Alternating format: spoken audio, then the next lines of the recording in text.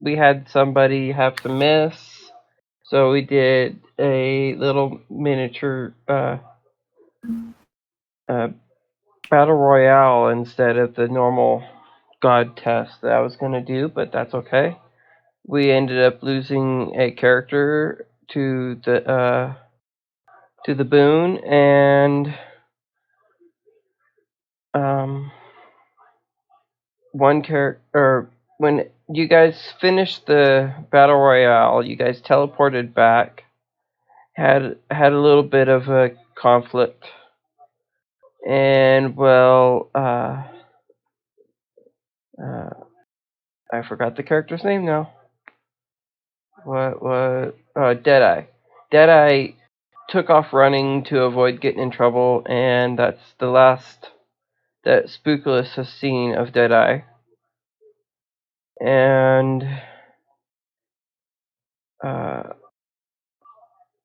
Hari and Caliph still has not shown up. So Spookulous, you're currently alone in the middle of town. Okay. And as you're sitting there looking around, you feel a divine wave of energy wash over the world.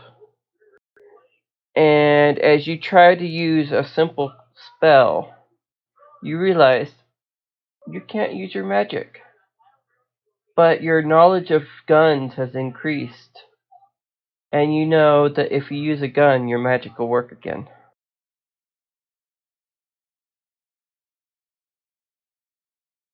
Okay, I guess Spookulous is gonna try to find a gun. Everybody's character will automatically be proficient in firearms. And also in Spookulous's mind is the knowledge of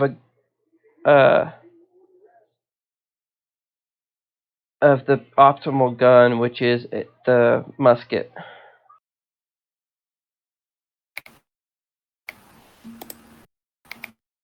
I guess he's going to try to see if he can find one then. Alright. He ends up making his way to the waterfront. And a person is unloading their ship, and you see strapped to one of the guards' backs a muzzle loader musket with a bayonet on it.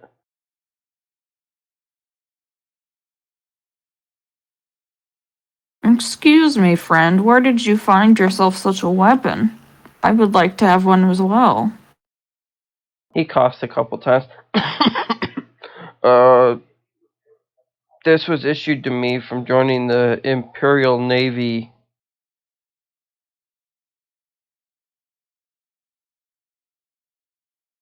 Do you know where else such a thing could be obtained? I guess if you are willing to pay a good enough amount, I might be able to get one from the quartermaster. Marvelous. How much will this cost? I don't know the actual value of it, but I'll get you one if you're willing to pay. Let's see. 50 gold pieces. Yes, done.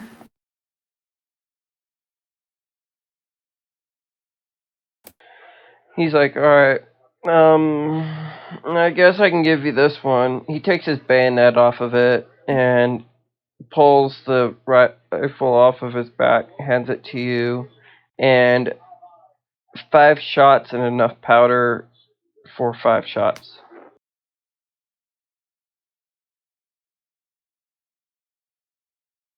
Thank you, friend. This will be most useful to me in my journey. As you are walking back to town, you get the urge to stop by the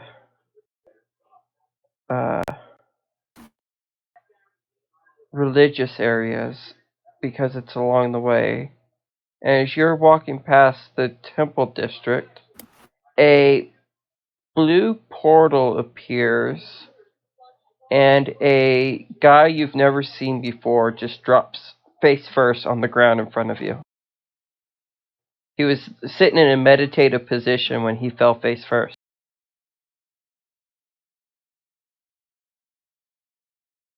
Snyder, can you Hello, introduce friend. your Are you character? alright? Yeah, he's tall.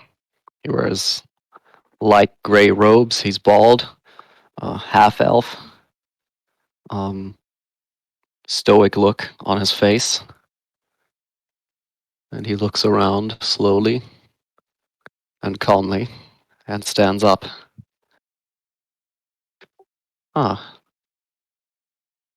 finally. And as he stands up, he suddenly has the knowledge of firearms just going through his mind. How to use them, different types, and he feels that he's more proficient in smaller single shot pistols than the rest. All right.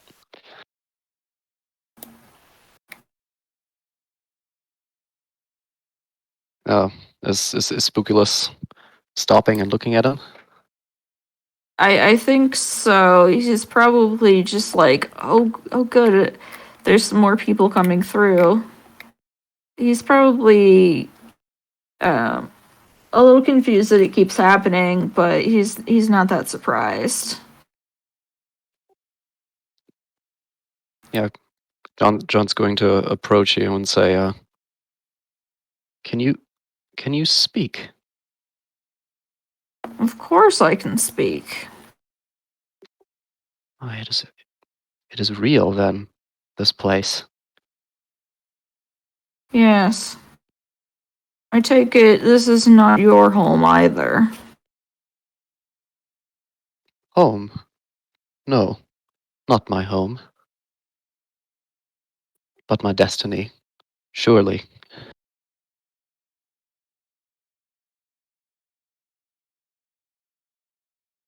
And what do Te- you know of destiny? Hmm, perhaps this is not the place to speak of it. Tell me, what is your name? I am Spookulus of House Scareman. Perhaps you've heard of my family. It is not familiar. I am John. Hello, friend John. Tell me, have you seen it too? The the trouble that has befallen this world. I'm not sure that I have, no. You have not felt it. You have not I, smelled I the foul odor. definitely not. No, I've smelled only the natural smells of this plane, I guess. As you guys are talking, two more portals appear right next to you, and Ari and Caliph return, but they don't look like you remember them, Spookless.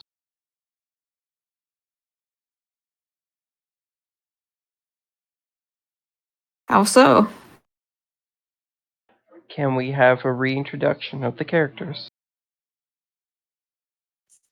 Well, we had a little bit of a rough interlude.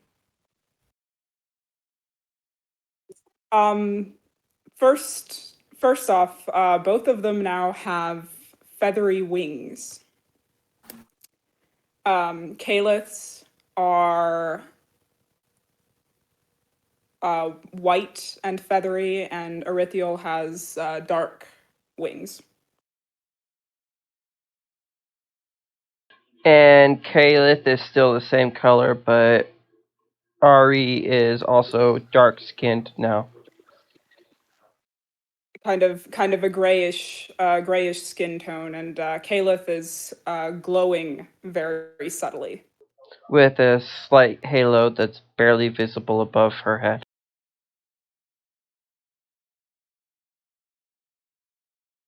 What happened to the two of you?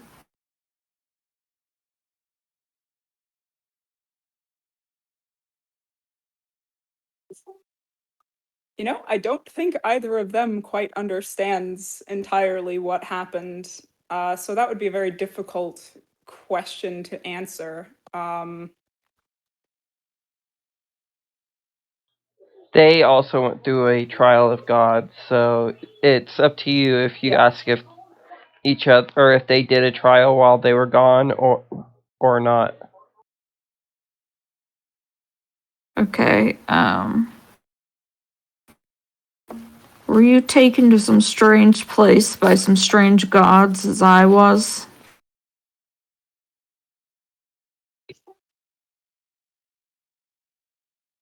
Well, I'm fairly certain that we were kidnapped by a demon of some kind. Oh, a demon. What was the demon called? Do you know? Unfortunately, I never did get a satisfactory answer to that question, no matter how many times I asked. And this is Arithiel.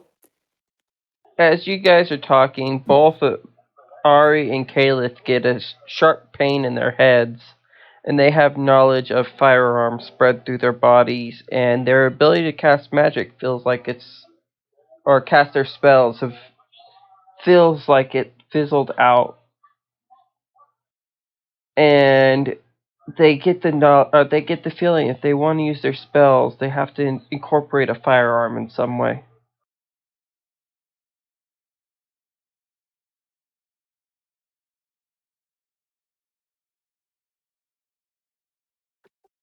Yeah.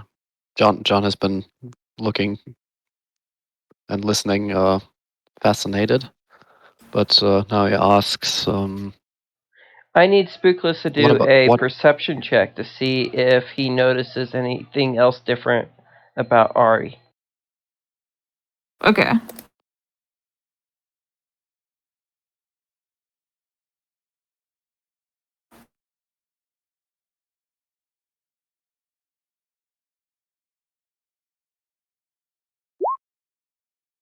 That is good 13. enough. You notice that Ari's pendant, or not, yeah, Ari's pendant's symbol of the god is missing. The pendant's still there, but the symbol's missing from the pendant.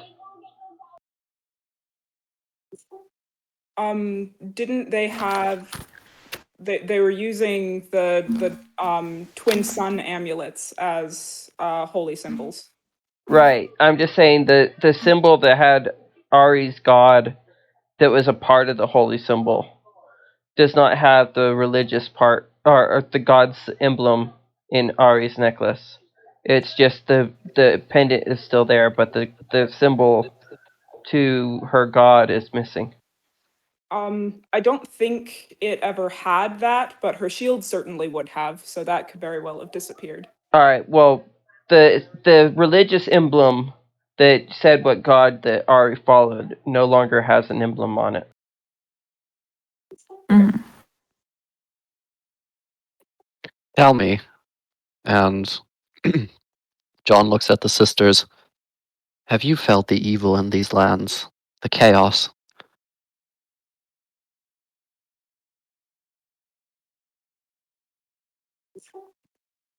Um, Caliph is standing pretty silently, and she's much more um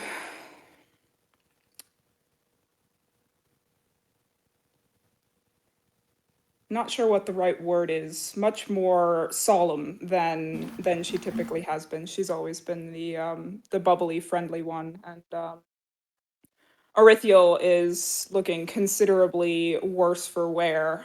Um, she'll respond something along the lines of only too deeply. John nods slowly. Tell me, what do you know of it? I know little about the reality of the situation. I've only received feelings until I manifested here.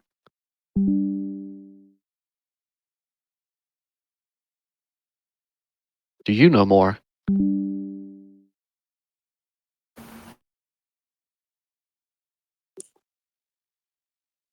I have no solid answers, just feelings like you and a number of experiences that I can't explain effectively, but enough that I don't doubt that the evil that we're dealing with is all too real. Yes.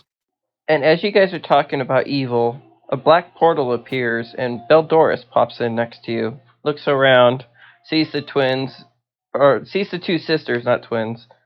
And she's like, looks at your guys' wings, flares her wings that you guys never noticed before on her back, and says, I approve, and flies away.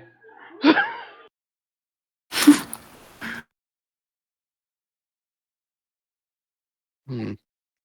Might we convene at some quiet place? You seem to have spent more time in this dimension than I have.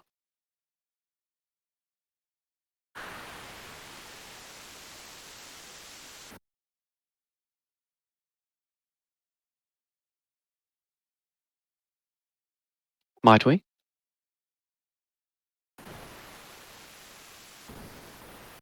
Perhaps. I don't know if the other two maybe are a little better acquainted with this area. I know very little about it.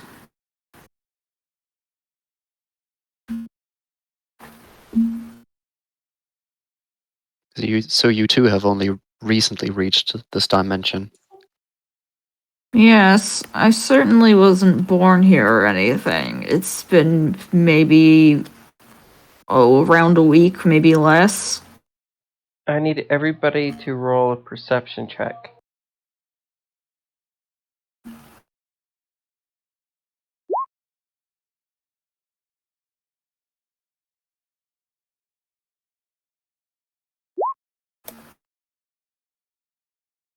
$14.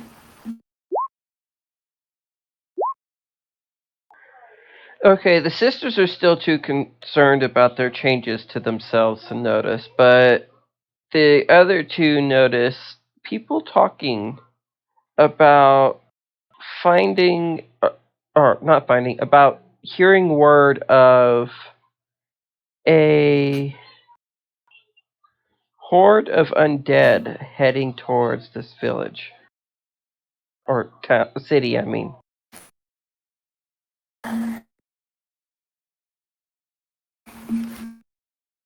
I'm sorry, you cut out there. A horde of what? Undead.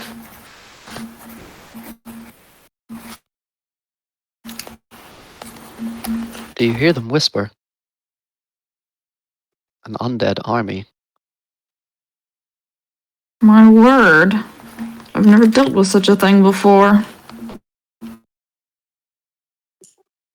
Erithiel's just going to say somewhat darkly, I have. Quite recently, in fact. Well, as you're our resident expert, perhaps you could tell us a little more about what we might do to defeat them.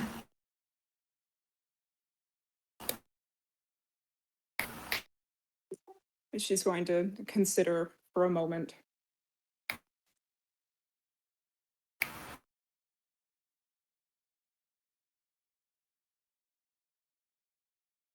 You see a bunch of town guards running towards the walls, armed with rifles with bayonets on them, and you also see them setting up cannons.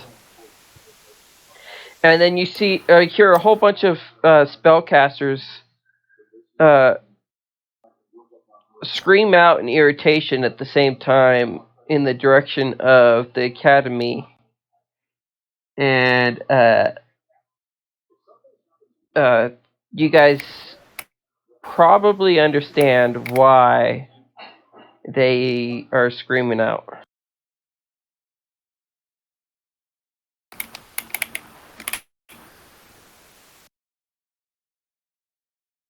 So wait, spellcasters are pointing in the direction of the academy. The spellcasters that are near the academy are screaming out in frustration due to the fact that their spells are failing to work. Right, yeah. And you see a whole bunch of people getting ready on the walls for the undead, and you see a guard captain Okay. off in the distance giving orders. You're almost impossible to understand right now due to the internet issues.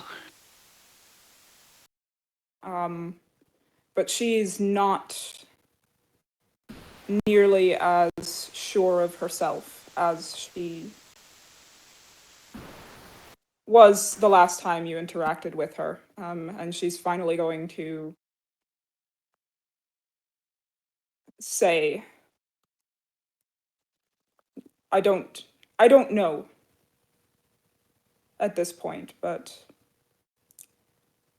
I hope that perhaps my sister might have a better idea of where to go from here. I suppose we can learn on the job.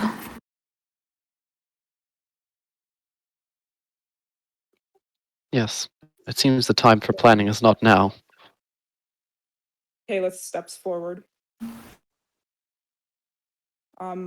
Well, I suggest we make our way to the temples. If I've learned anything in my years, it's that the best hope against the undead is the light of radiance.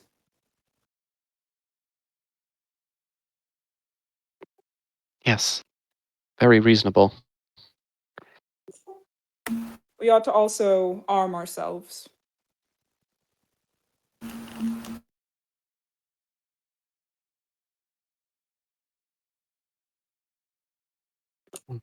I'm Dang it, I have accidentally found pressed the wrong that button and a ended up connection. recording extra, or stopping and restarting the recording, so it made I have to figure out how to splice two videos together next.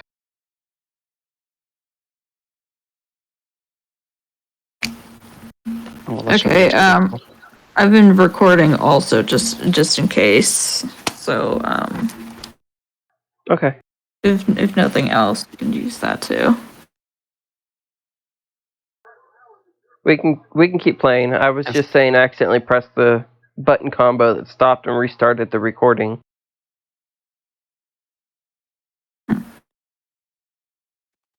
Yes, I have had this instinct, this new type of weapon. Have you felt it too? Well, I know that I seem to be having difficulty with my powers, despite the fact that, due to recent events, my connection with my god is even stronger than it was before. And I'm guessing that I'm not alone in that. Kalith knows that if Yeah. she reaches out and uses touch spells, that she can still use them, but she can't use any ranged spells from her god. What about special actions like a channel divinity? She could channel her divinity. Okay. As long as it's not a ranged action. Like she can use it to use divine sense and stuff like that still, but she can't That's well, paladin anyway. right, but I'm saying divine sense and stuff like that can be used still. It's just if it's a channel divinity that creates an action away from her other than something that she can do around herself, then she has no ability to use it without the firearm. Okay, so something like Radiance of the Dawn that's 30-foot radius from her would still work?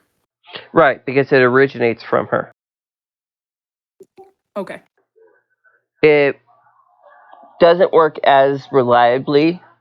There's like a 50% chance of it failing. But if she has a gun in her hand, it works normal.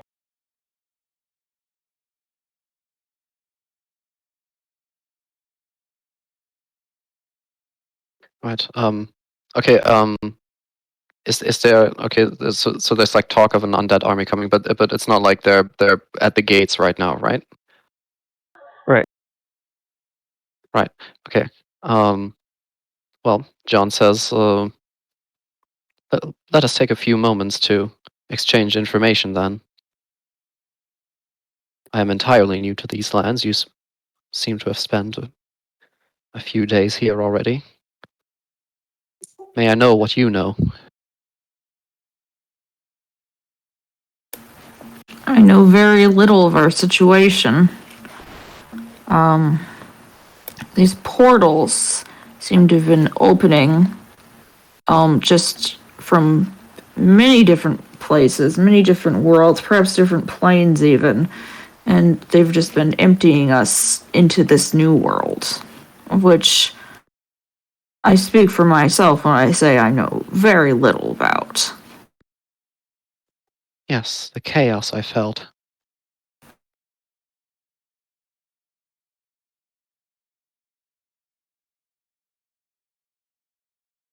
Anything else?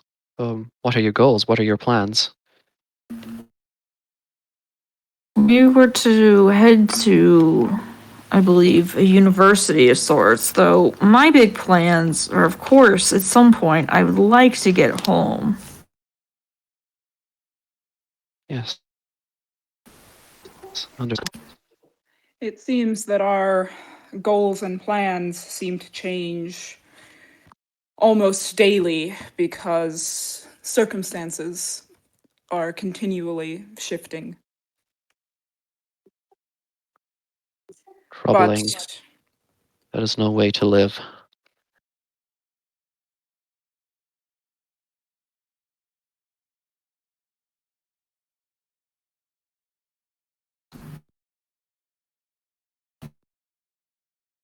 But if you have a goal right now, well,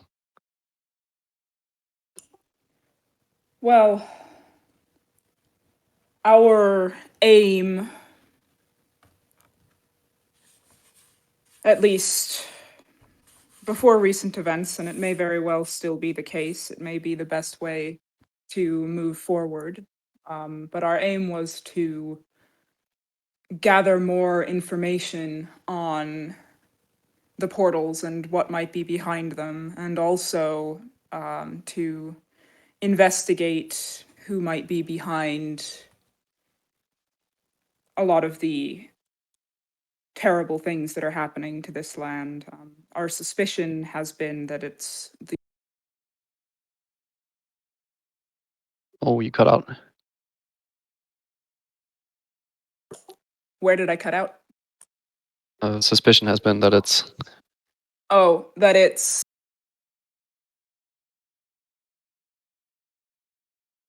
You cut out at that it's again. It's the work of Tiamat. There we go. Third all time's right. the charm, I hope. Does John know that name? Roll a religions check. No. That is a deity that John has never heard of. I'm not familiar with the name. Well, Tiamat is a demon prince of sorts who takes the form of a many-headed dragon, one of the greatest forces of evil known to our world, and apparently to this one as well. And Caliph is doing a lot of the talking because Arithiel is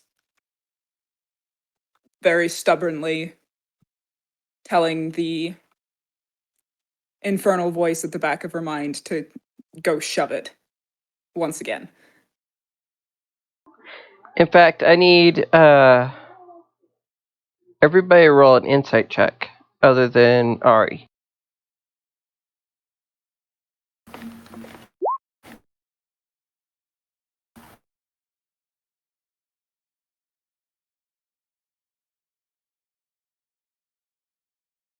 Does John roll an insight check? There we go. Everybody notices Ari sitting there whispering to herself. Are you quite all right?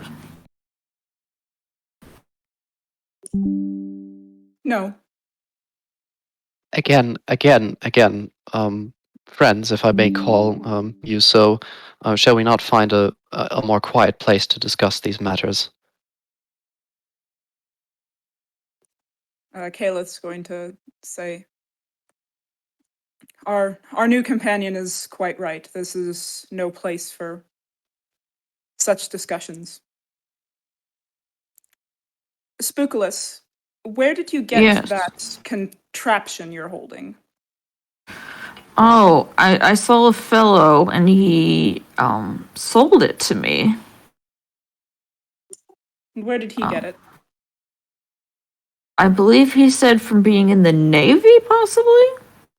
Some branch of the military. I believe it was the Navy. As you guys are walking down the street looking for a place to be private, you look off on the side and you see a person setting up something called a gunsmith. I need everybody to roll a history check to see if they actually know that term. I can tell you without a roll that neither Caliph nor Ari would be familiar with Okay. such things.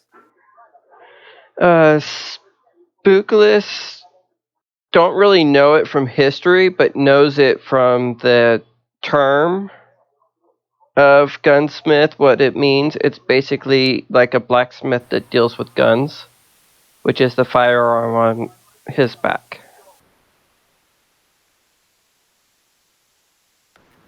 Yeah, I think Spookless briefly explains what little he knows about gunsmiths.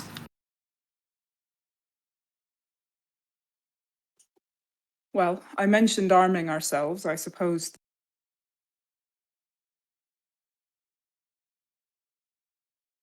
It would be prudent. Now tell me, I do not mean to impose, but I will be frank. I do not have enough. I do not have much money.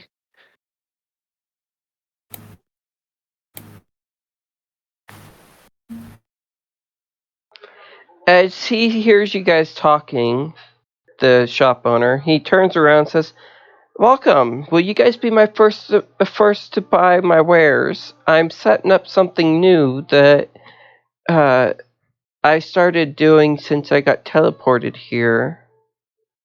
And seems like some people had knowledge of these guns, but not many, and I've already supplied the military with a good number of them to help with this horde."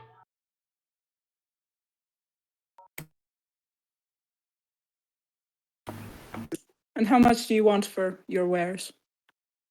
That depends on the gun. And how much ammo and Black powder you want? Tell me, do you have small ones, handheld, held in a single hand? I have these dueling pistols. May I They see got a them? weighted bottom, which you can either use to bash an enemy's head in, or to help for quickly aiming and having good balance. They're single shot, flintlock. You pour some powder into this pan, and after you cock the flint back, after loading the round and black powder into the barrel, and when you pull the trigger, this flint hits the steel, and it creates a spark that ignites this powder that goes through this touch hole and ignites the powder at the inside of the barrel and fires your projectile downrange. Fascinating. Truly.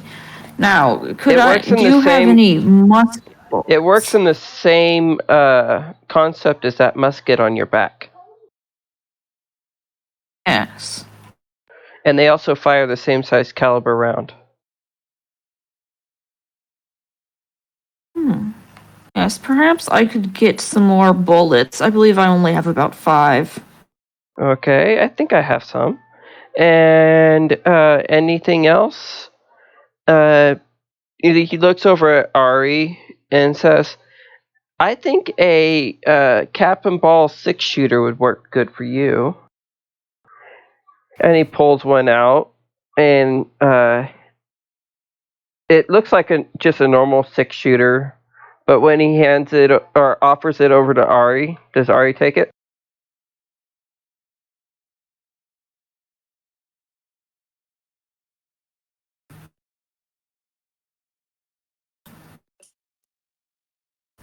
Not immediately. She's going to refrain from touching it at the moment.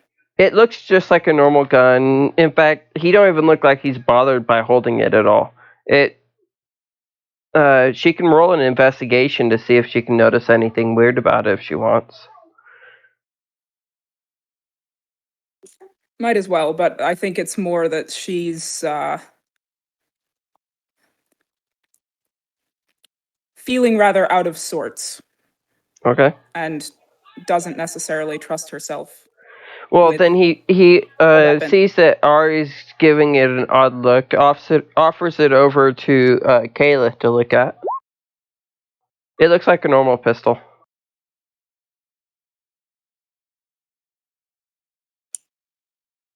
Caliph will take it. As Kayla picks it up, it starts glowing a golden color. Not like brightly, but you can see it like around the gapping in the cylinder.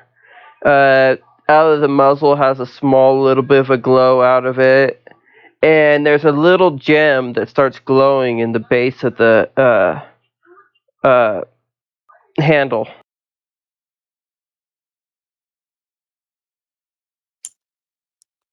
Can she tell anything about the significance of this? She notices that her connection to her god returns to normal.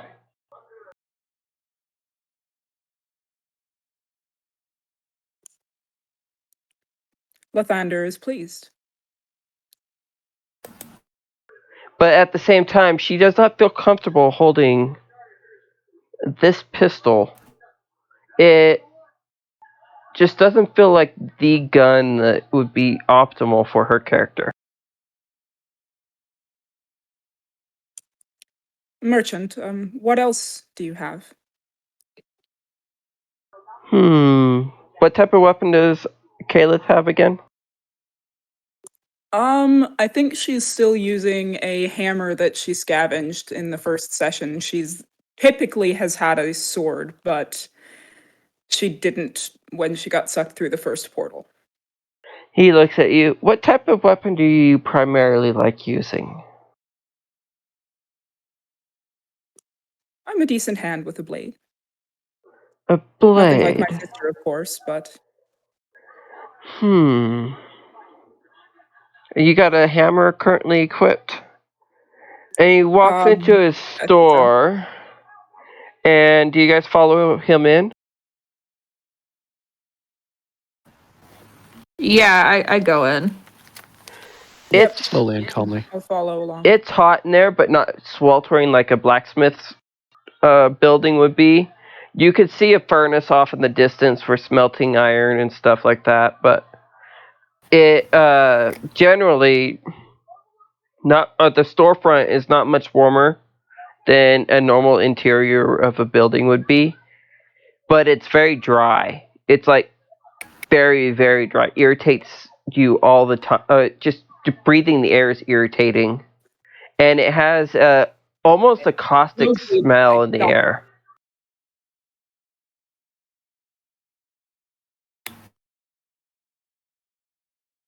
And Hmm. Ari and Kalith actually get a flashback of their trial that they were just in because there's a sulfur smell in the air.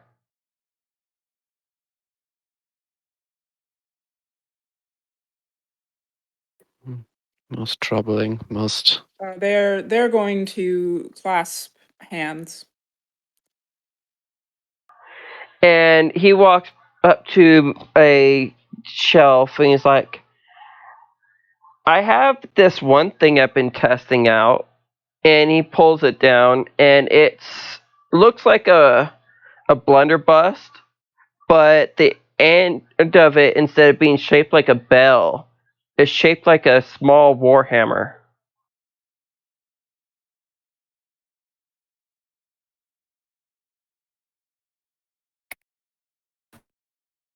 Looks a bit unwieldy to me.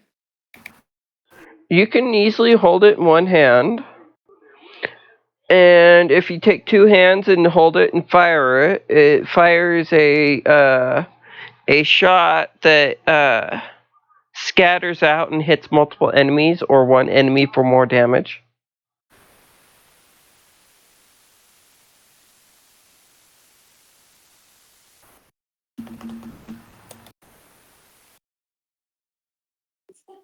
I guess Kalith will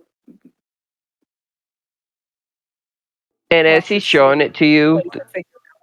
the Place a junction finger. where the hammer head is attached to it, you see an embedded gem also.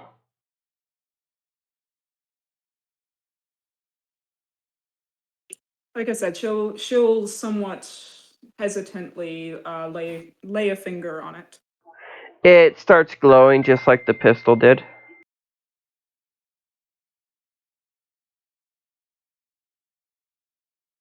How much do you want for these?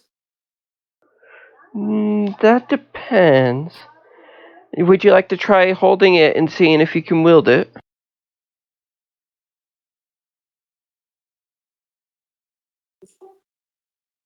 I guess she'll pick it up. It's pretty hefty. It's not like really hard to hold, but it weighs more than her current hammer does. It's more comfortable to be held in two hands than one. And as she hefts it up and stuff, she notices it's hard to hold at shoulder height, so it'd be firing from the hip if she was to use it, which makes accuracy go down, but it's a blunderbuss, so it doesn't really matter. And it's not the best fit for her, but at the same time, it's better than the pistol. Do you have anything else? Can you show me how you wield a sword? Arithiel is going to hand Kalith her longsword. I need you to do a. Let's do an athletics roll.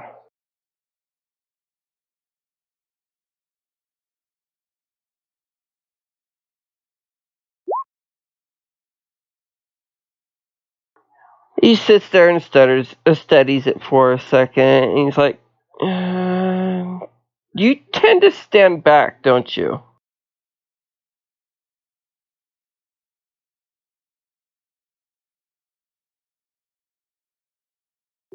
How do you mean? Like you don't tend to rush to the front of the line.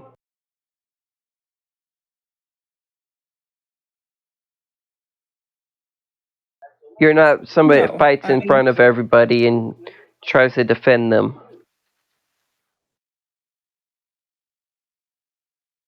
only if I've no other option. Okay. He pulls out what looks like a rapier, but or not a rapier. It looks like a fencing foil actually.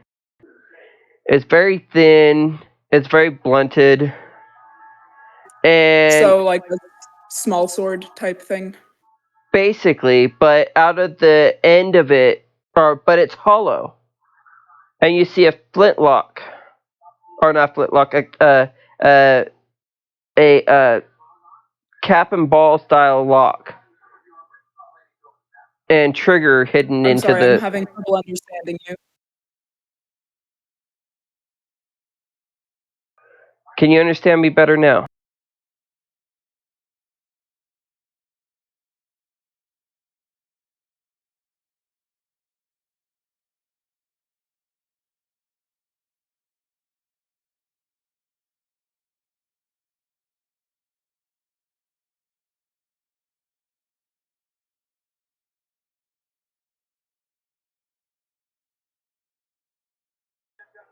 Hello? Microphone check.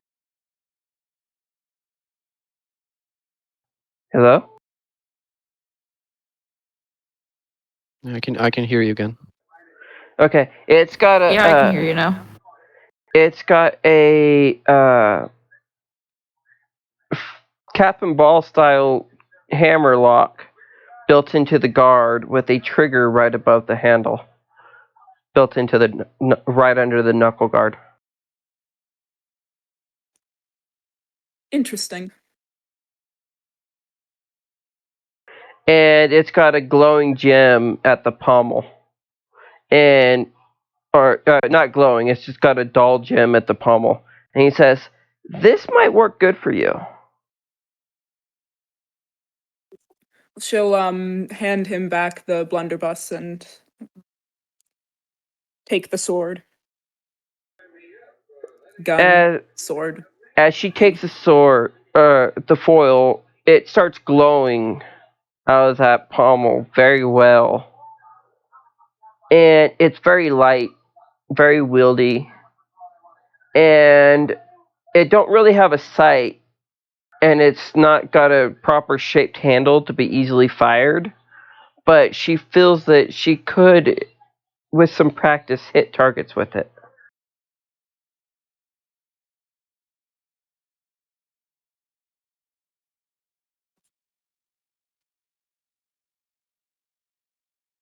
I think this'll do. Alright. I can part with that for 100 gold.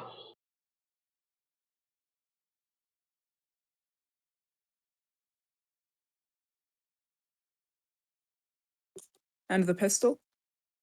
The pistol, um, that 6-shooter, I can get rid of it for 10 gold.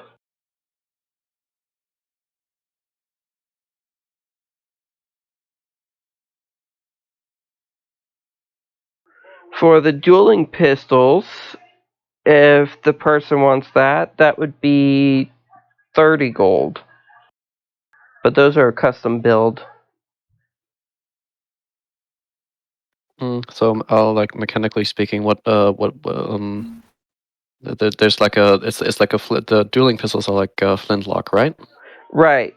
And the gem that would glow if you were to hold it as a magic user is actually no. The gem the flint actually has a glow to it at all times, even when he's not holding it. Just a dull, dark glow. And he's like, these dueling pistols have the ability to cast Hex once per day. I'm awfully proud of these. Let's see. Not sure if John knows hex. It's a spell that's built into the pistols.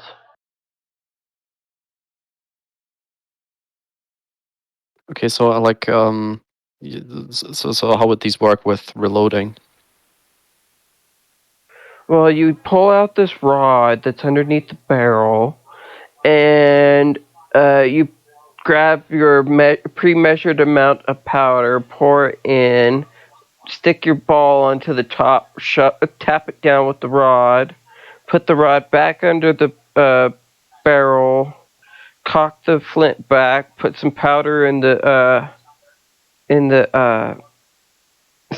or in the uh, uh, bowl here, and then you push this metal plate over the top, and when the flint or crystal in this case strikes it, it creates a spark that ignites the bowl's black powder that fires it downrange. It would take one bonus action to reload. Hmm. This does not seem this does not seem suitable for my fighting style.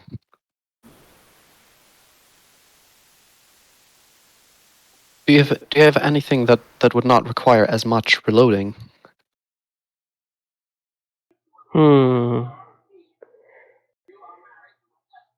What weapon do you primarily use? I have mastered the spear and And the art Aelith, of unarmed Aelith hand combat. over the 6-shooter. At least it's got 6 rounds.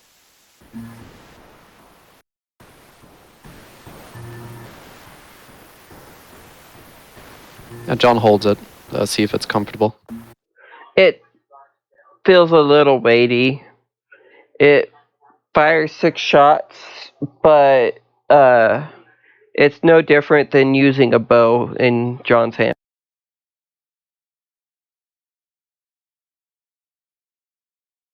So he's not proficient in it? Well, he's proficient. It's just basically it'd be no different than using a bow. There's nothing special about the gun in his hand.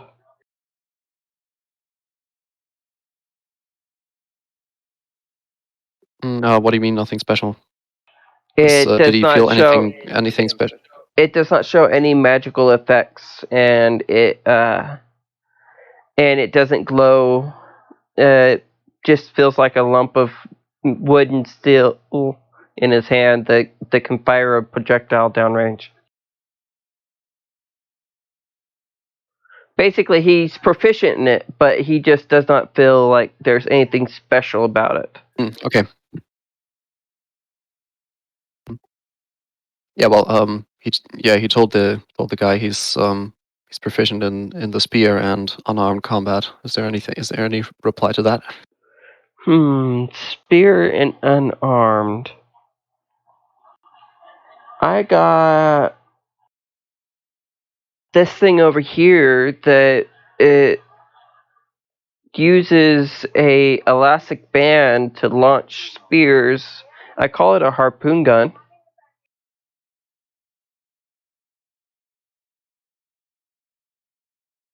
So John reaches out for it. It doubles the range of throwing a spear, and it has a reel with a line to attach to it, so you can reel it back in.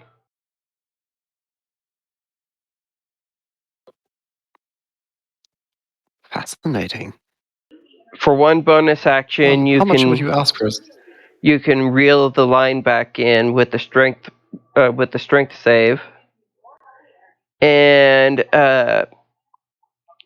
reload the gun spear gun. For something like this, I would take 30 gold.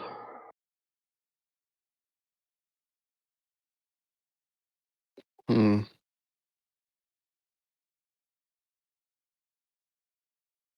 No, I do not believe that this will be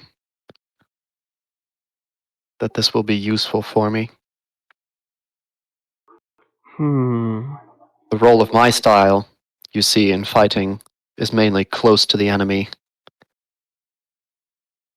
And having to spend such a long time reeling the weapon back in try the blunderbuss?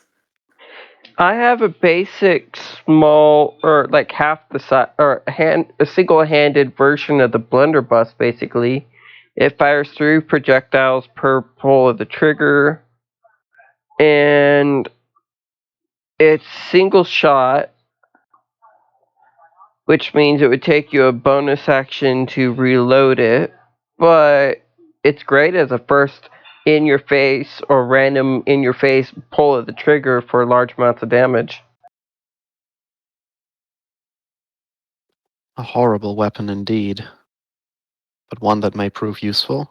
How much would you ask for it?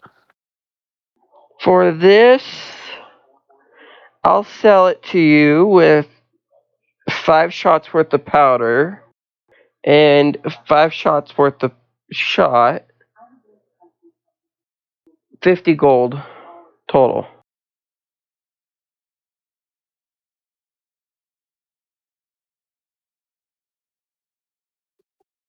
Well, John looks to his new companions.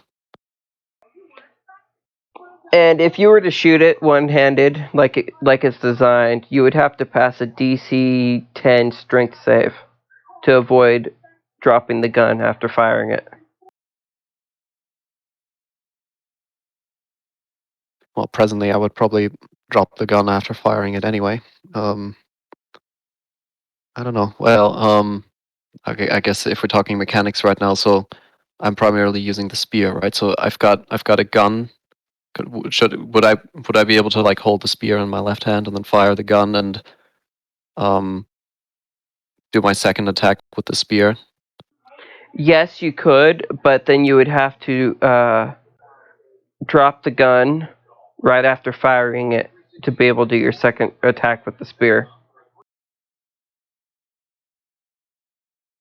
Because this gun's a melee range weapon with a max range of 10 feet, basically, you'd be able to pull it out, fire it, and then drop it and use it. Use your spear.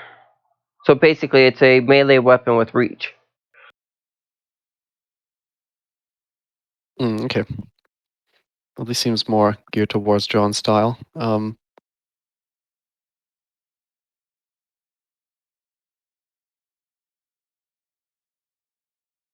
if you roll a natural 5 or lower, it misfires.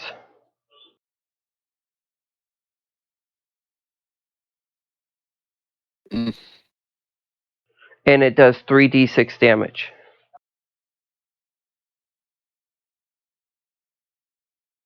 And it's a dex plus proficiency modifier for hit.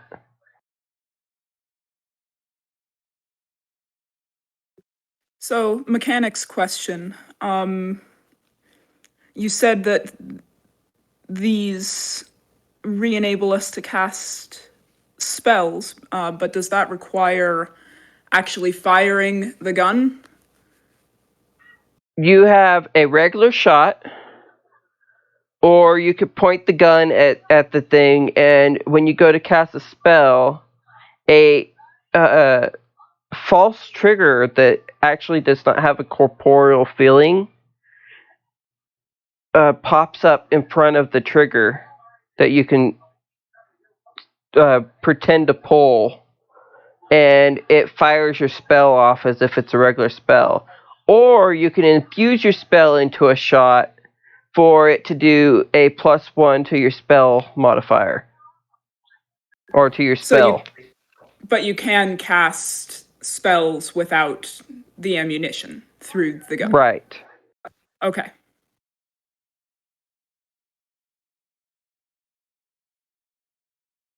okay, so what would the damage of the 6-shooter be? I'll put that into chat.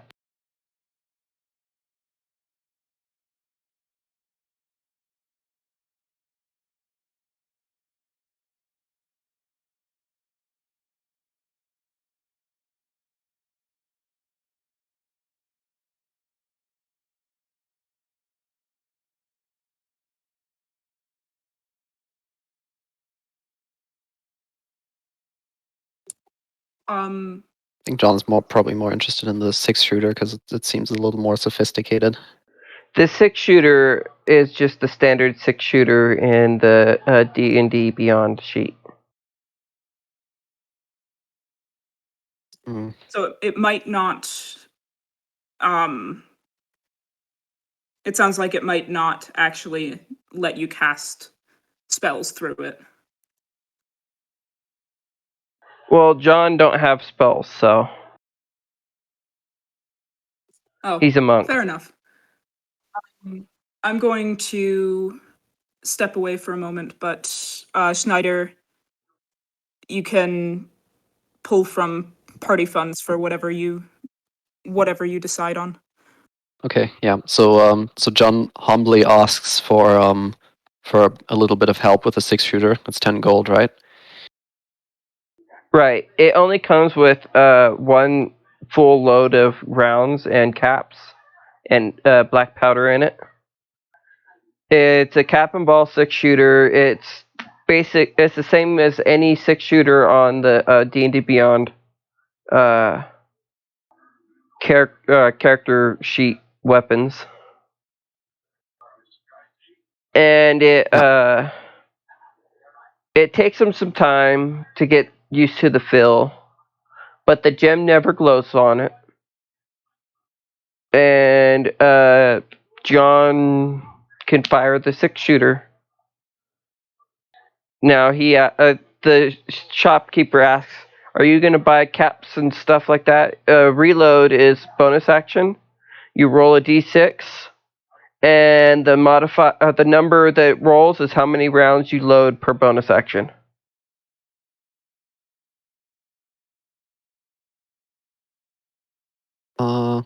Yeah. And if you roll a nat 1, it misfires and causes you damage. Okay, John will just shake his head at this. I cannot work with such crude technology. One times out of 20, that is not acceptable. I have a role to play in this world, and I will not see myself fall victim to such failings. Okay, if you don't want to use the firearms, you don't have to. I'm just trying to be helpful. But I still think the spear trucker would be a useful item for you.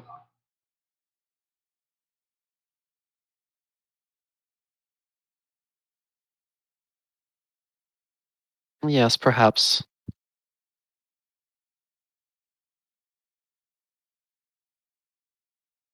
In certain situations, but no, I would not. I would not burden my party with such an investment for such a small potential gain. What's nice about it is it doesn't have any limitation on ammo, because as long as you reel that spear back in, you can keep firing it. But if you don't want it, you don't need to get it. I'm not going to force you. I also have this thing over here, and he pulls out a box, but you notice he don't touch the gun. And he touch the object. He opens it, and there's a gun with a dark mist on it. It looks almost like a modern pistol, but a little weird. And he's like, this thing fires spells instead of firing bullets. And it can shoot 6 spells a day, but every time you use it, it has a chance of corrupting you.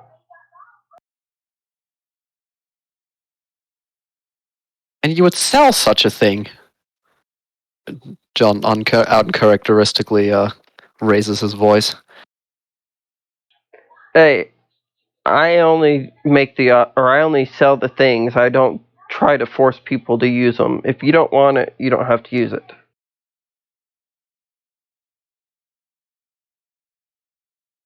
Did you not say corrupt? This must be destroyed. This is an evil thing.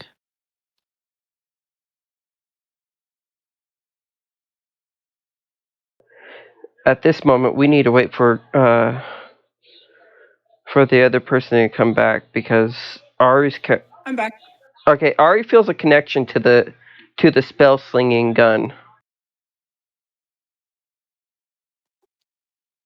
This is sorry, I overheard that is This this the one with gun, the black as mist around it? he pulls out a box, opens it, the gun has a dark mist around it. It looks like a modern pistol, and he said the gun does not fire bullets, it fires spells. And but as the caveat is, as you use it, it corrupts you. And Ari's dark side has a connection drawn towards it. Well, she wants absolutely nothing to do with it and will probably physically recoil. She needs to roll a wisdom save.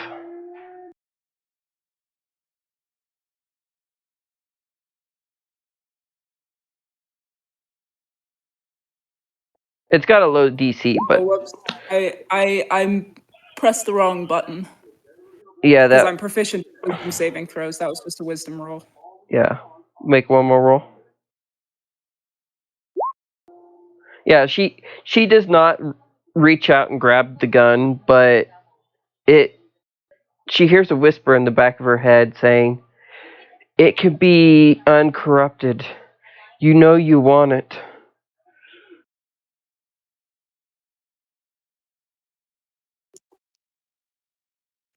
She's just John going looks at to the shopkeeper and tell the says, voice to go away. "Yeah." He sees John that. looks at the shopkeeper and says, Go ahead. "Yeah. I plead with you. This must be removed from this world. There's enough calamity as it is. Have you not felt it?" He sees that you guys don't want it. He closes the lid on it, puts it behind the locked cabinet again, and he's like, "I have one more thing to offer." And he pulls out a long sword that has fuller on both sides that goes all the way to the tip. But then as you look That at it has what closer, what on both sides? a fuller. But as you look closer to it, it's not a fuller. It's like a groove in the blade. Right. It's not a fuller. It's actually a slit in the blade all the way up. And instead of a single blade, it's two blades. But it looks like a regular longsword. And it has two barrels on either side of the blade on the guard. Just short pistol-sized barrels. And it has two triggers embedded in it. And he's like, the accuracy isn't that good. But this thing, when fired, has two shots that could be fired off, and if you're within 20 feet of your target, it's not that hard to hit. You just point your sword at the person like you normally would. But the recoil is horrible. It's a bitch. It kicks like a mule.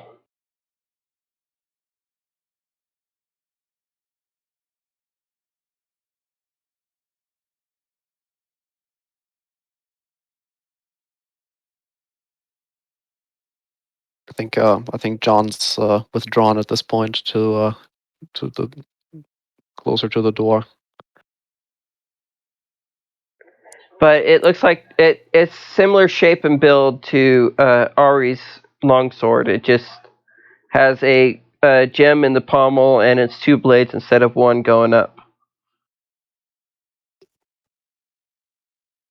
Can she take a closer look at it? Yes, she can. He holds it out like a properly presented sword would be.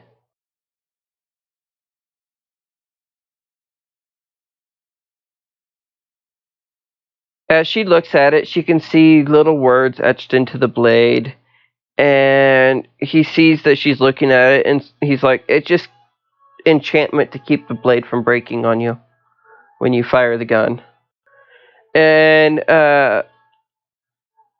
it does +1 damage when used as a sword.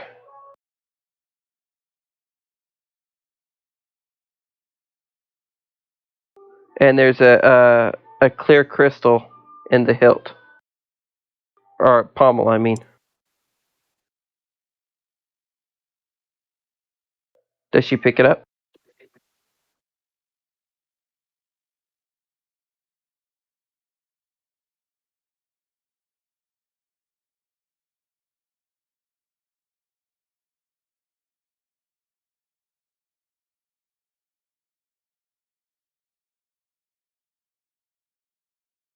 You guys still there? I'm still here. Yep. Well, what does Ari do? I said she lays one finger very, very carefully on the grip.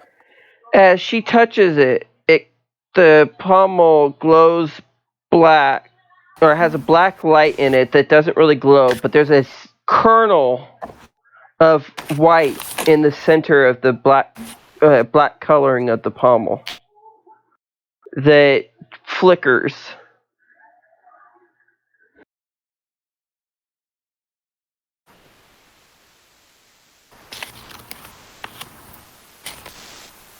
And as she's touching it, she realizes she can use smite once a day, as long as she's using it, and gets the ability to do half of her original lay on hands while using it.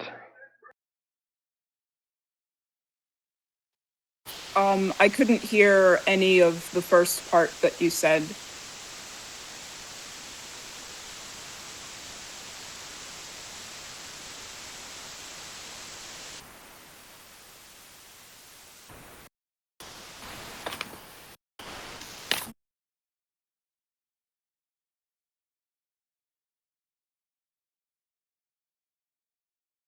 If she's using it, she can use smite once per day, and half of her original lay on hands.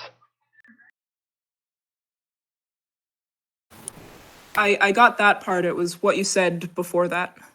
Oh, when she touches it, the pommel gets a black hue to it with a kernel size, like actually a grain of rice size, flickering white light in the center.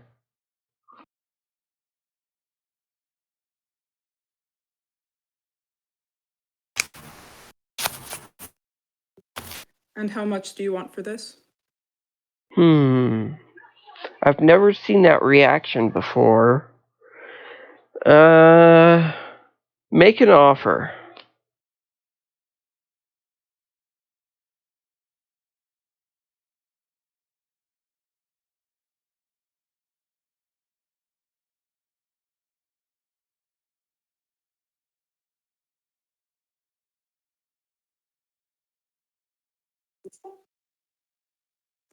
Say 30 gold?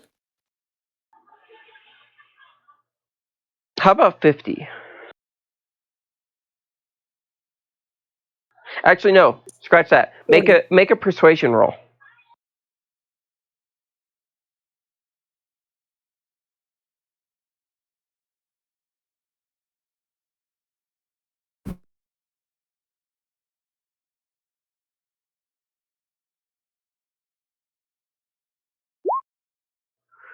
$30 it is. I'll also give you 4 shots worth of shot and powder for this gun.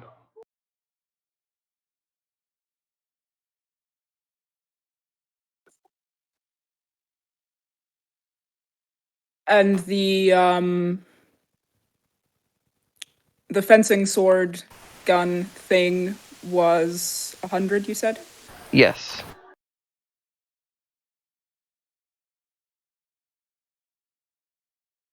The fencing gun does the same damage modifier as a musket does in D&D Beyond. And the longsword with the pistol rounds in it does 1d6 per shot, and it uses your proficiency modifier and dex modifier for hit.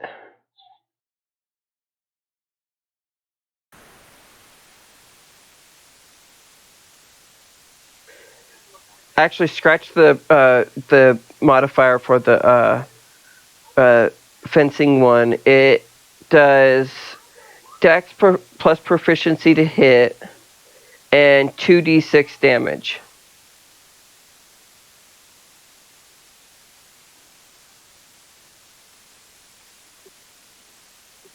Okay. And use it as a melee. It does the same as a rapier, but it's piercing damage. I think rapiers are all piercing damage. They're really only a thrusting weapon anyway. Okay, so basically, it's a rapier with the barrel in the blade. All right.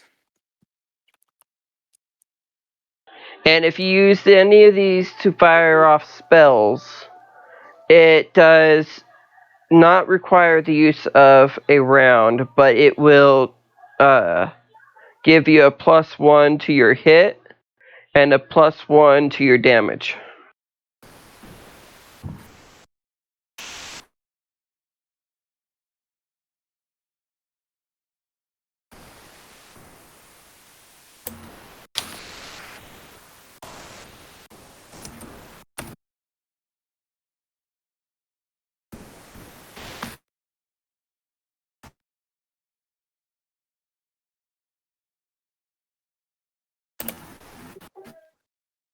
So we still use our normal spell attack modifiers. Right, but it gives you the +1 to it. Okay. So basically, your attack modifier goes up by 1 for spells, as long as you're using those as your focus. And your damage modifier for spells, if you do damage, or healing modifier for spells, goes up by +1. Okay. And So for the basically, they're a total +1 focus. of okay. So the total of those two and what has John selected? John has elected to stick with the spear and fists. Ah. All right. Well, then I guess it's 130 gold total. I thank you I marked it down. I thank you for that. And then he also pulls out a barrel of powder and a sack of uh, uh,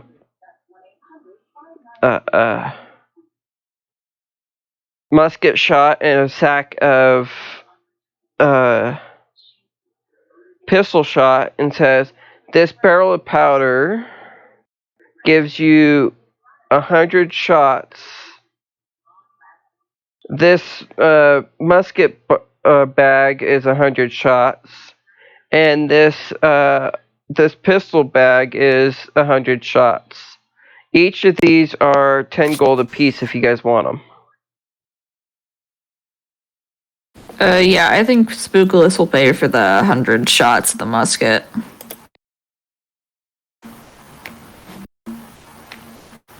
Do they Here's pay that your out of pocket? bag of 100 shot for musket. You'll still need powder to be able to use it. Oh, by the way, the musket after each shot is a bonus action to reload, and then it's the normal stat block for the musket, like the misfire chance and everything. Okay.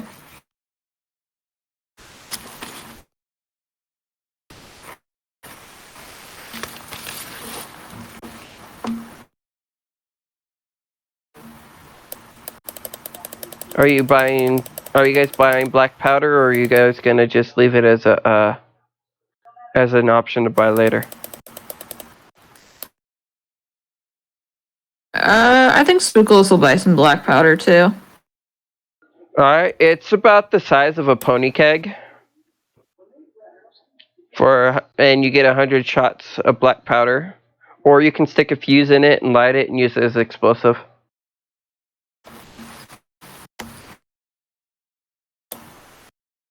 Mhm.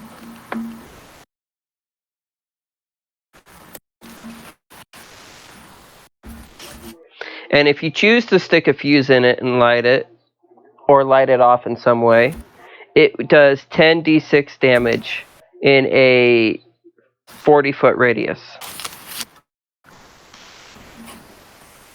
No, that's real huge.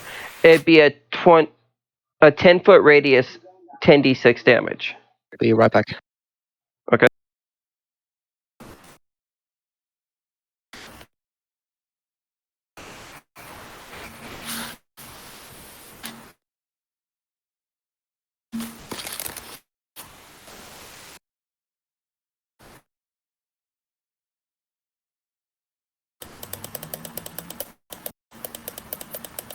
You guys buying any more shots or any more black powder while you're there? Nope. Just the 2 swords for me. I've subtracted the total from my gold. Okay. The shopkeeper, seeing that you guys are ready to leave, says, "I thank you for your patronage, and here is one extra crystal in case one of you guys break the crystal off of your weapons. It will, with a tinkering check, you can easily affix this to the location. It just won't be as good as the current ones that are embedded."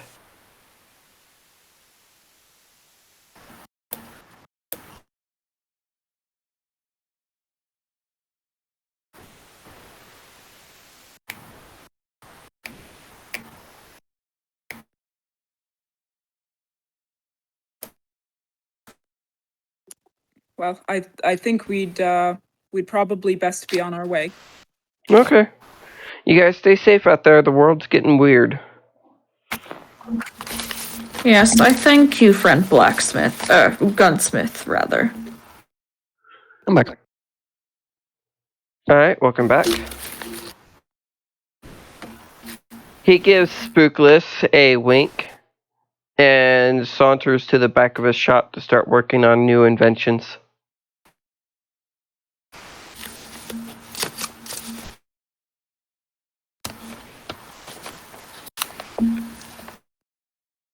All right. Is everybody leaving? Yes, you guys are leaving the shop right now. Mighty weapons indeed, but just somewhat too clumsy for my style. Oh, and the custom guns that was purchased. The misfire is anything below a nat 5.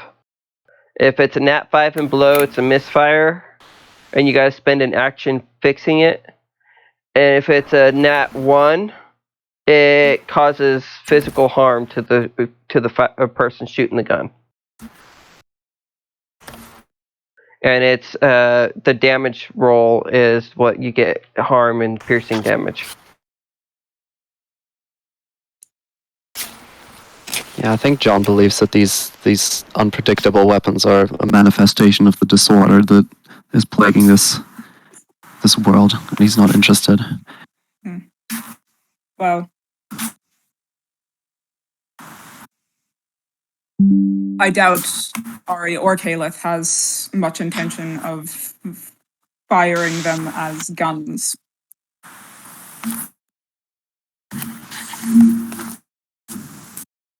And Ari's longsword does the same as her original longsword in stats. No, wait, it's a +1 longsword. Well, she has a +1 longsword, so it would be the same. Okay. Well, it does +1 longsword. Perfect, so I don't actually have to change that.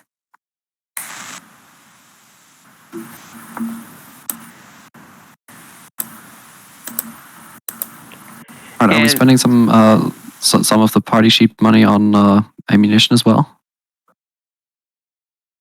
Spookulus got the ammunition, so I don't know whether All right. Spookulus paid for Paid for it. his ammunition on his own.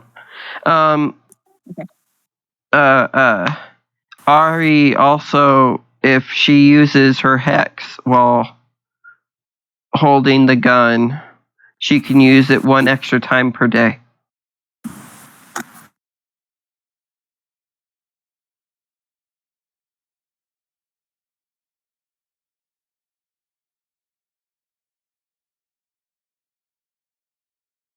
All right. So have we've not really exchanged information yet, right? So John will once again ask if we can sit down in a quiet place and exchange information.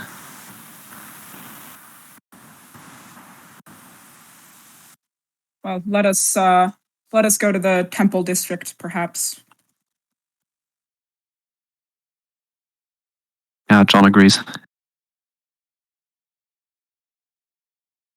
Actually, it would be, she has the option of using her hex with the number of times that we've said that she can use it, or once a day she can use Hexblade's Curse and use up her charges of hex.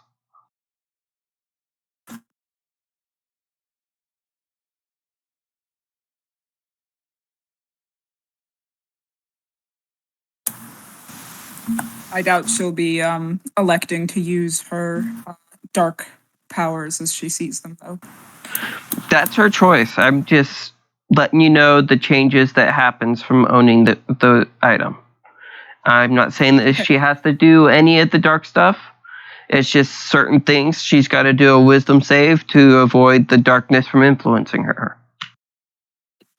Yep. And since she hasn't let the darkness influence her yet, the DC is really low to avoid having the influence.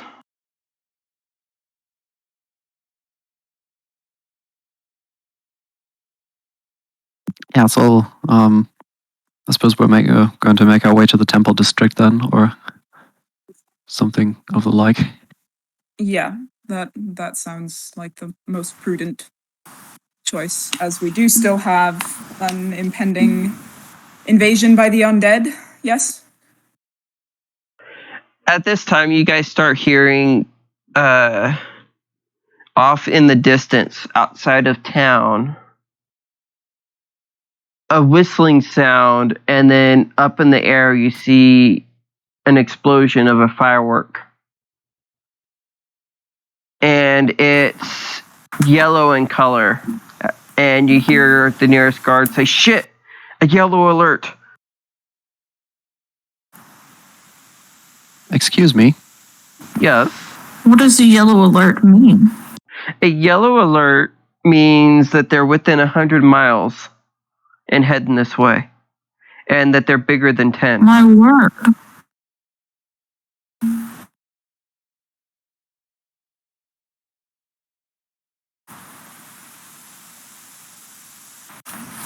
Uh, 10? Yeah. Well, that is hardly an army, is it? Right, but if it's more than 10, it's considered a horde. And we already knew that there was a large horde of undead heading this way. And then you see 2 more yellow flares go up. And he's like, "Fuck! That is a double yellow. That means this is a flood." I gotta get my family out of here. And he runs off.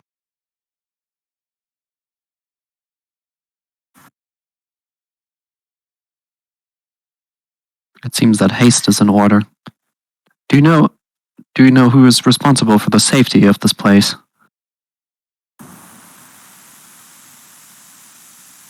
Ari, It would still be. Kalith, and Spookulus remembers a friend of theirs that's the son of the Lord. I was going to say, wouldn't it be Not the faintest clue.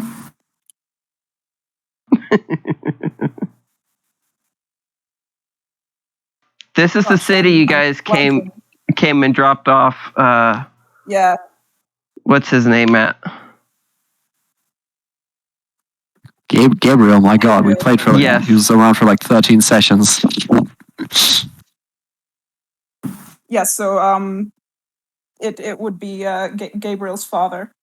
Well, we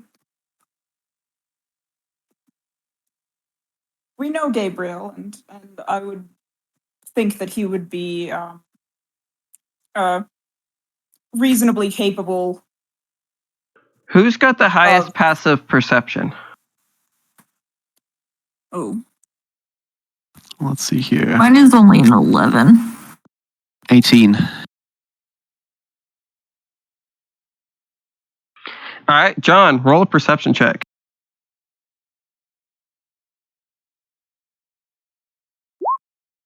27. You see a finely dressed young man that looks just like Gabriel running towards a very ornate building off in the distance. except John's the one person who doesn't know what Gabriel looks like. I don't know, maybe he saw him in his visions. Spent quite a bit of time meditating on this place. Roll a religion fair. check.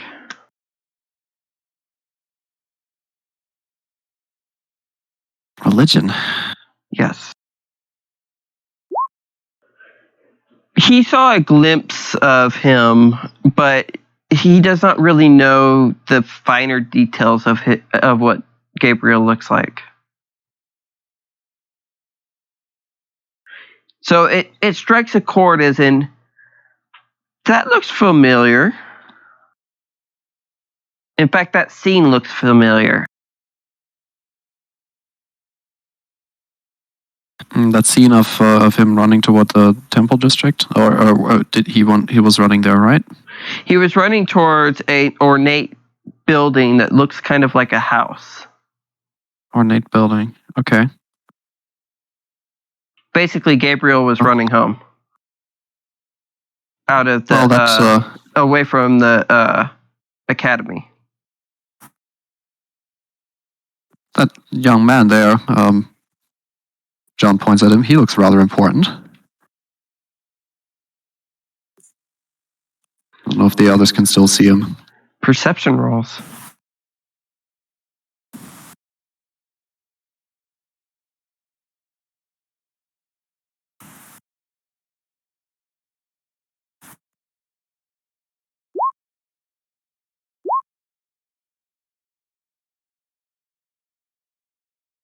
Spookless.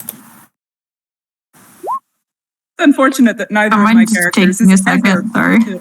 particularly Spookulus is perceptive. the only one that notices it. And he sees Gabriel running home in a hurry, like a full-on sprint, just before Gabriel goes through the door.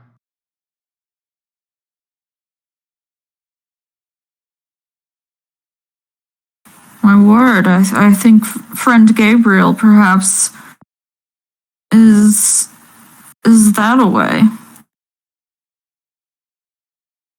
I believe I just saw him approach. You know this young man? Yes. He was the first person I met in this strange new world. I see.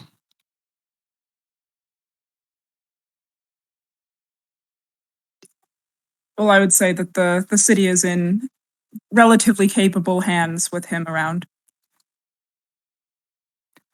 So you believe our efforts are better spent elsewhere? At this time, a single red flare flies up in the sky. I'm guessing that's not good. And you hear off in the distance a group of people scream, and it sounds like running and freaking out. It sounds like the civilians are freaking out now. You don't happen to know what a red flare means? None of the party knows.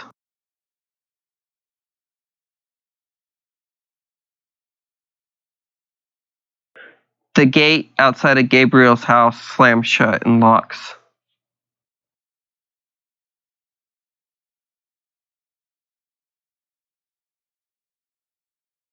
Well, it seems as And though we have a choice to make. all the guards standing on the wall start getting really nervous. And they start prepping firearms instead of them having to reload. Each person has like 5 firearms next to them. And one young boy that's covered in soot is loading each of the guns next to each of the guards.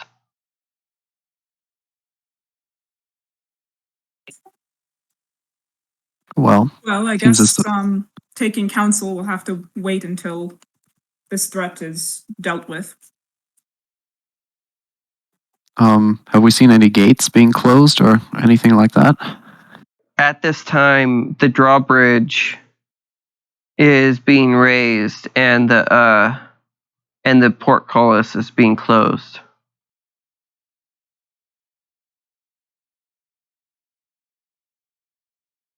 All the ships in the harbor are setting off, leaving, so that way they're not caught in the harbor.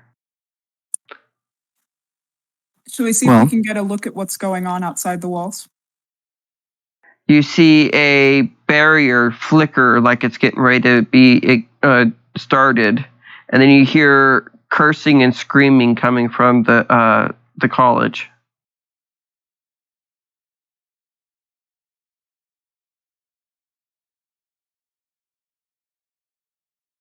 Is it possible that Nothing they perhaps. do not know of the firearms?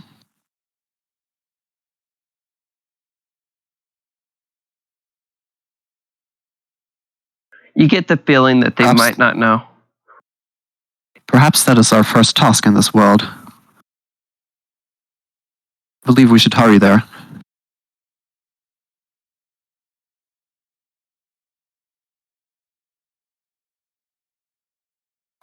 To the college, you mean? Yes. Yes.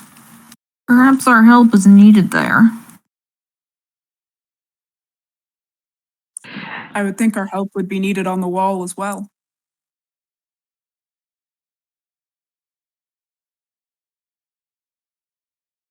You kind of get the feeling that you might be able to do both of them by going to the college first, but there's a 50% chance that you might be too late to make it to the wall to help defend the city.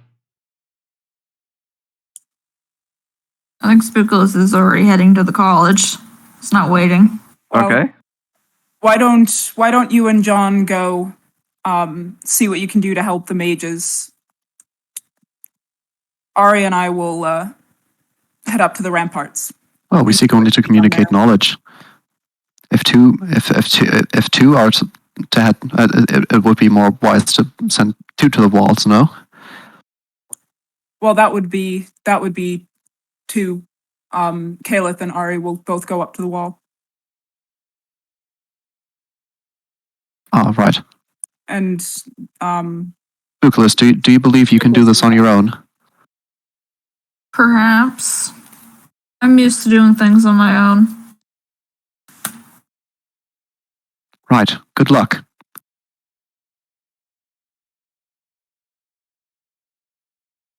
Ari's wings get really itchy.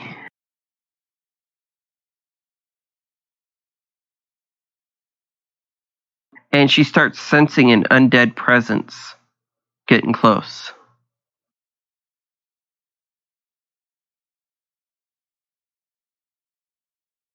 And Spookulus, you rush to the college, and you see guards standing outside the college on the bridge, telling you to stop.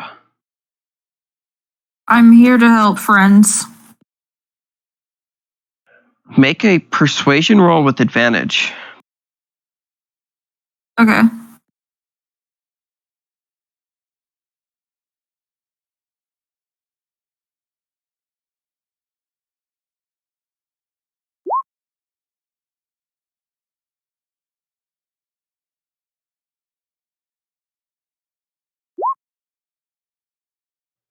$15. Now I need you to make a standard wisdom check to see if you figured out about the crystal, or if you remembered to grab the crystal and affix it to your gun. Okay.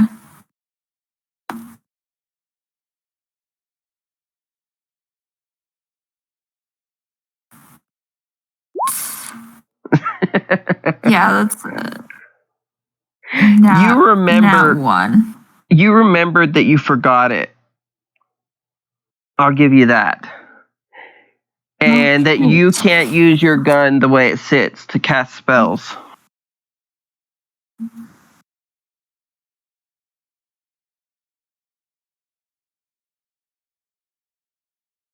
Perhaps, friends, a moment. I must go back and retrieve something first. I will be of help in a moment. You manage. Make a athletics check to see how long it takes you. Okay. It's probably not going to be great. It's a 5. 5's good, just good enough. You manage to get there. You find them. Get the crystal. Actually, no. You make it to the shop, and you see him, the shop owner, standing there. Hello, friend. I believe I forgot my crystal. I gave your group a crystal, but you want one? I can affix one to your gun. It would only take me a couple of minutes. 5 gold. Perhaps. Yes. I believe I have time for this still, yes. All right. You hand him 5 gold, and he carves out a spot in the butt of your musket, and takes out a small crystal and dips it in a bucket next to him, sticks it in there, and says, "Don't hit anything with this gun for about 20 minutes, but it will let you cast spells through it." And as he hands you the gun, it starts glowing the color of your magic. And the crystal does. It does not give you any bonuses to your spells, but you can cast spells again. Mhm. Marvelous, thank you. Make another athletics roll. Okay.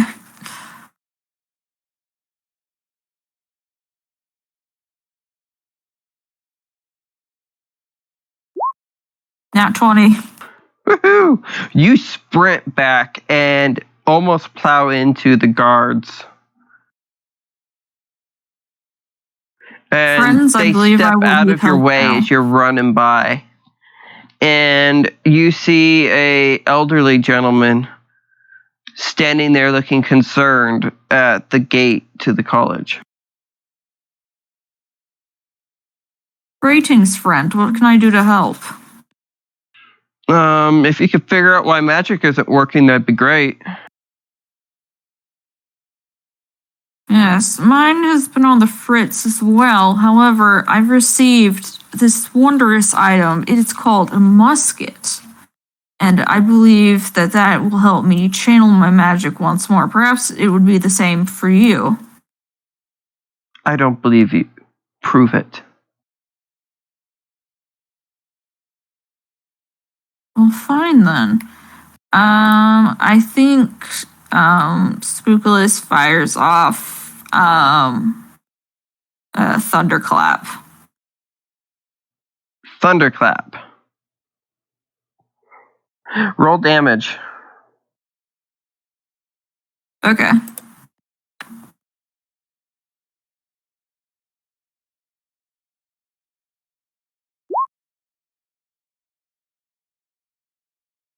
Let's do a con save.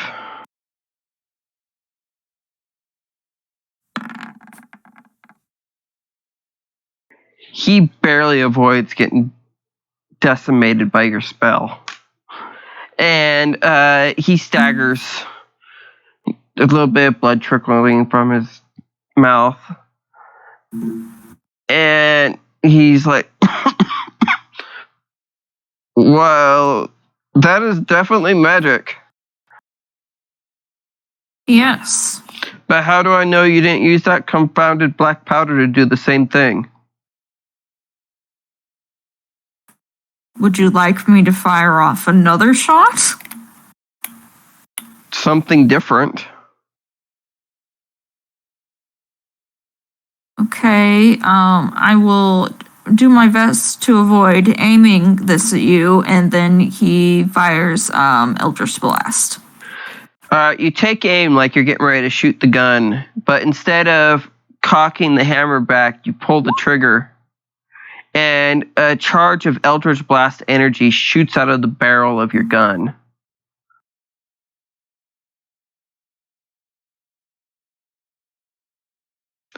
And it hits the wall in a green burst of energy.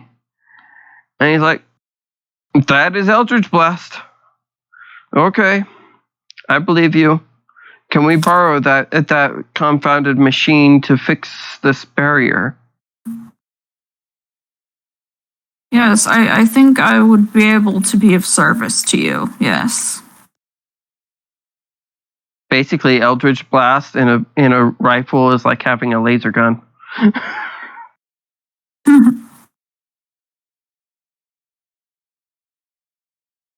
If you were to shoot Eldritch Blast out of anything but a long-range weapon, it would be half the range.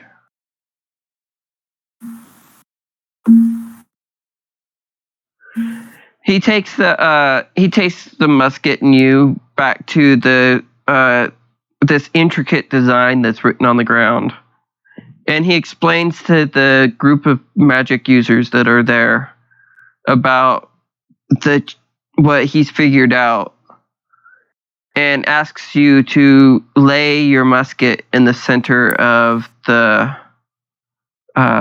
magic formula. He does so. The old man says, I can't guarantee nothing will happen to this gun. Well, if it'll keep the undead out. He hands you a sheet of paper for you to remember a spell. Make a intelligence check.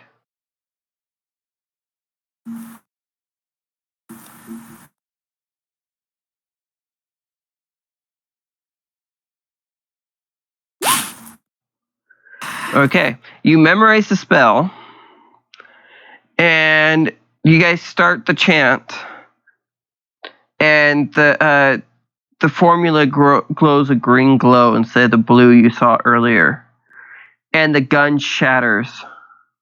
The crystal shatters, but the barrier protects the area in a green dome.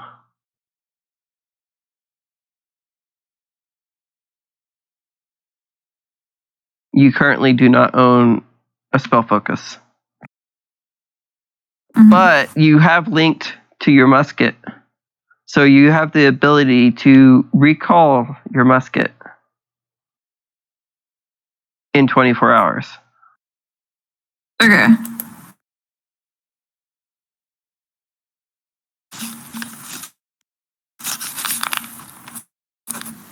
As the musket breaks, you feel a searing pain in your gut, and you look down and you have a tattoo of the musket on your belly.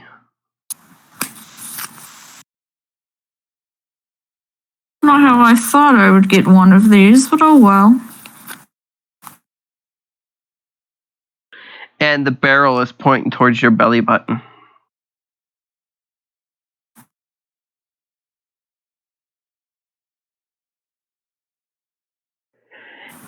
And you also get the feeling you could pick one time to change the location of the tattoo to anywhere on your body.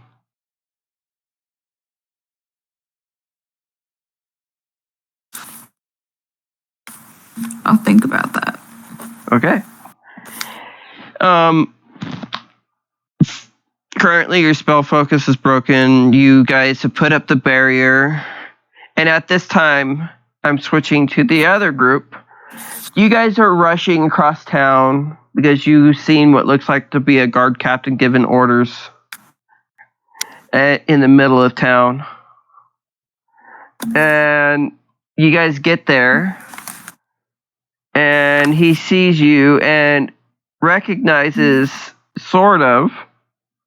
Hold on, let me roll a d20 to see if he actually does recognize you guys. Yes, he sort of recognizes Ari and Kalith. He's like, oh, there, you guys have changed.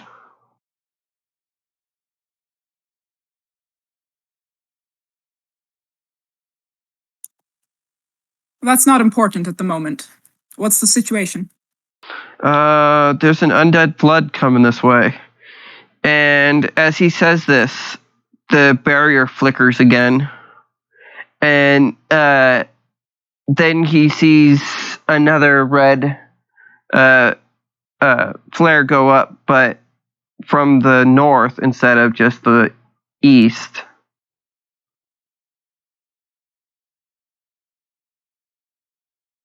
What do those signals mean?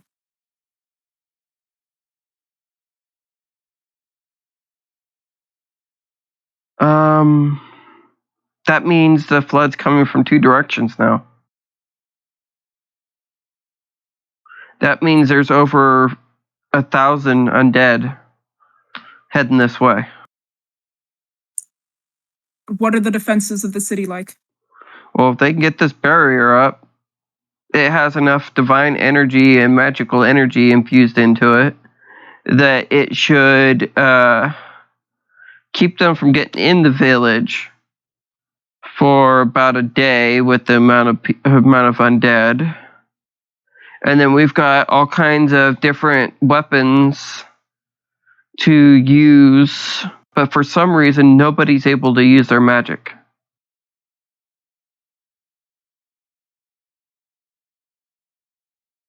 I believe we know this reason. Do you not know it? Did it not come to you automatically? No, all I know is I can use a gun. Whatever that thing is.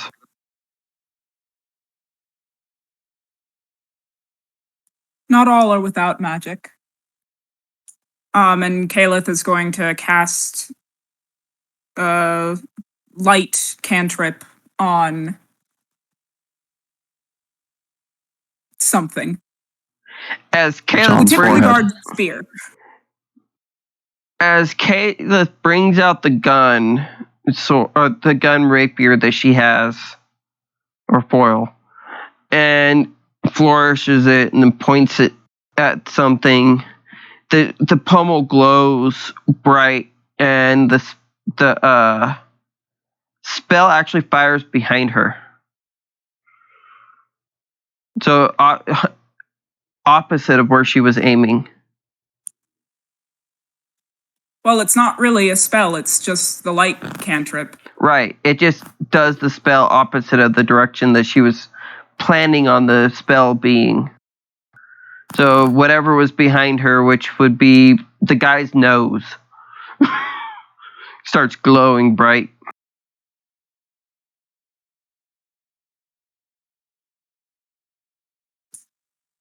Okay. So that weapon, when she uses magic, it comes out of the pommel. Ah, You see? John says to the guard, you see? No, I don't see. All I could see is white. What the hell? Caliph will end the cantrip and cast it again with the pommel pointing at his spear tip. And his spear tip starts glowing as he's rubbing his eyes. He's like, what? Why? Wait, do you just use a spell? How did you Indeed. do this?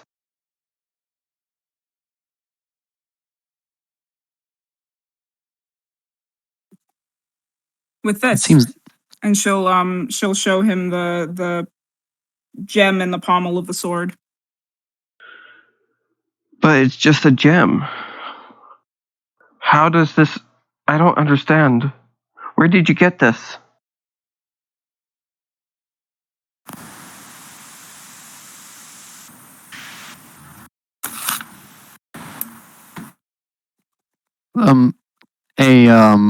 what was the word? A gunsmith. And John recalls the I don't think we got a name for the shop. It just says gunsmith. He's like, gunsmith? I sort of know the word gun, and I know what a smith is. It means exactly what you'd think. He hammers guns. Essentially. Okay, can you give directions to Joe over there, so that way he can get some for each of the cleric/magic users for us to have a fighting chance. Roll a intelligence check to see if you remembered that they actually got their firearms from that guy.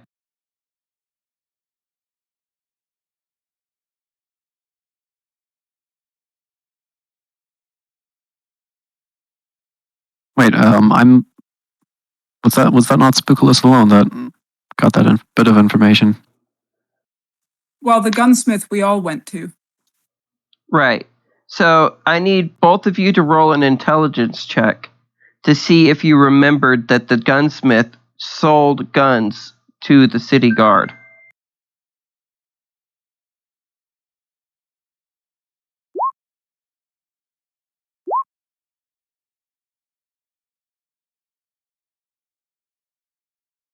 I think that's I was going to say, I think that's the third natural one I've rolled today.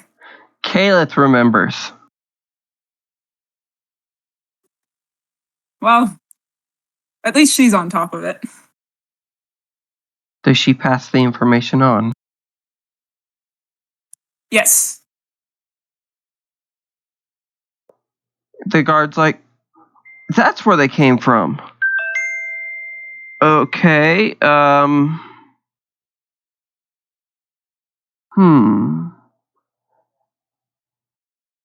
So they should already have some.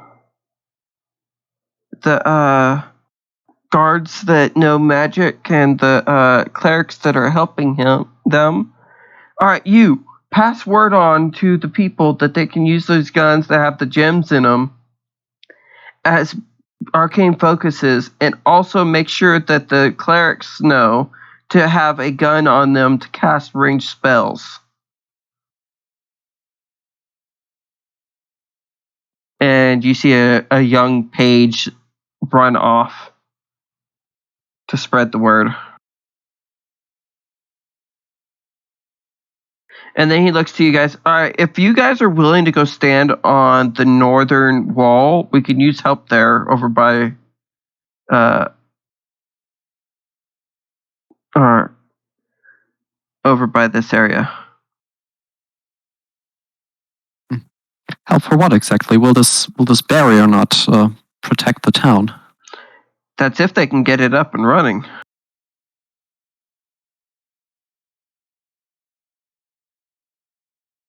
I see. We'd best prepare to protect it ourselves if necessary. Do you have much experience with undead what did you call it, floods in these lands? No, we've had monster floods, but not undead. I see. The undead are just a particularly unpleasant kind of monster.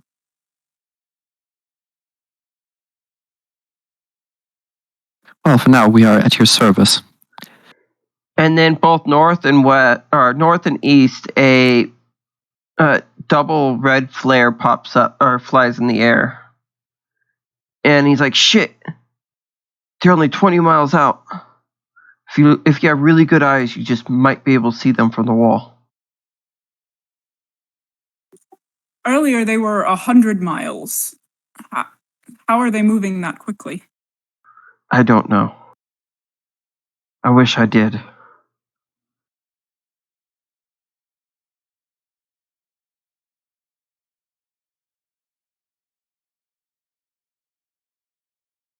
Well, it seems unlikely that they're acting without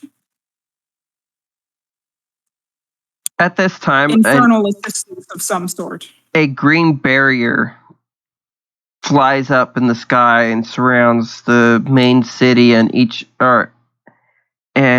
these two areas here. I And take it Scrupulous was successful. and the guard captain's like, "Why is it green?"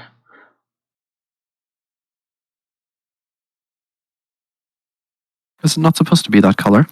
No, it's usually blue with hints of white light in it. Is green the color of Spookulus's magic, perhaps? Yes. Well, then I say again, I take it Spookulus was successful. I just hope it works the same. John gives a rare smile and says, "It seems our trust was well placed." John, roll a religion check.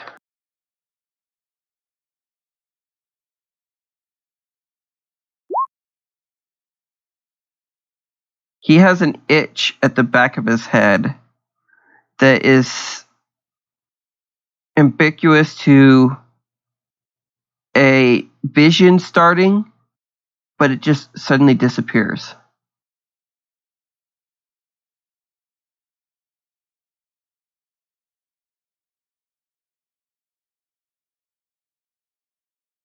He gets a sudden urge to meditate.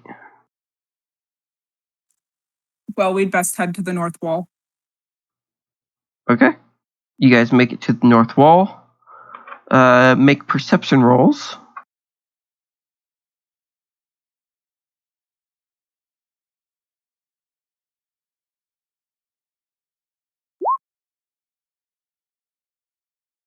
Very John perceptive lot we are. leans forward trying to see the undead. Make a dexterity saving throw.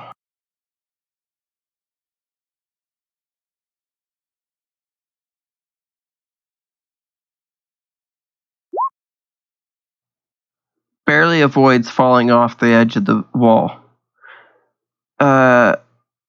Kalith actually barely makes out a dark mass off in the distance. And this is where we're going to call the session. Okay. We'll pick up where we left off next week.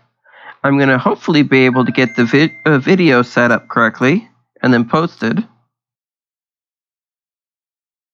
Yep. I'm going to stop the recording now.